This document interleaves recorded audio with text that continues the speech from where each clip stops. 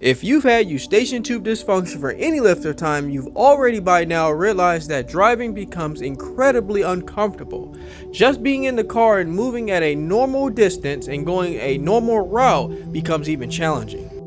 And to make matters worse, you're already dealing with the congestion in the ear pressure, and that is contributing to the already factors of something called ear barotrauma. Ear barotrauma is discomfort in our ear due to the pressure changes between the inside and outside of our eardrum. The air pressure in the middle ear is most often the same as the pressure outside of the body.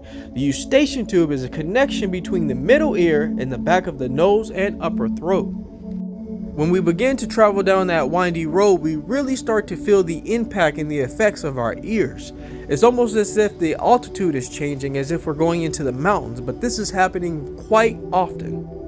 When I was suffering with Eustachian Tube Dysfunction, I had a lot of discomfort and tension in my shoulder blades, going up to my neck muscles behind the base of the skull, and even traveling around to the eye sockets. A lot of that is due to the pressure changes in the motion that we're going through when we're driving a vehicle. A few things that I tried that really helped me get through some of these situations, and of course if you're in a situation where you're having a lot of discomfort, then driving a vehicle is really not the best thing for you.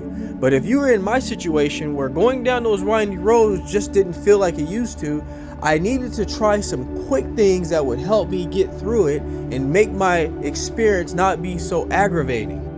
What you could try here is eating ginger chews. That would help me when I would go into the car. I would drive a distance, I would chew on the ginger, and that would open up my airways, keep the blood circulating because I'd be moving my jaw muscles.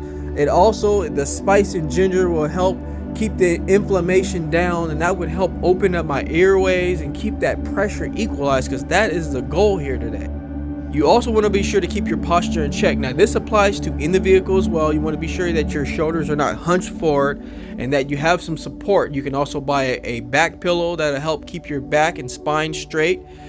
You want to be sure to keep your arms at a healthy distance. This is going to reduce a lot of the ear pressure that you're feeling. What I also did is red light therapy that would keep blood circulating into the area of my ear, helping heal that position of where that eustachian tube is to keep that problem away. I hope these very simple hacks will really help you. They're very inexpensive and easy to implement because like anything else, folks, go back to the basics.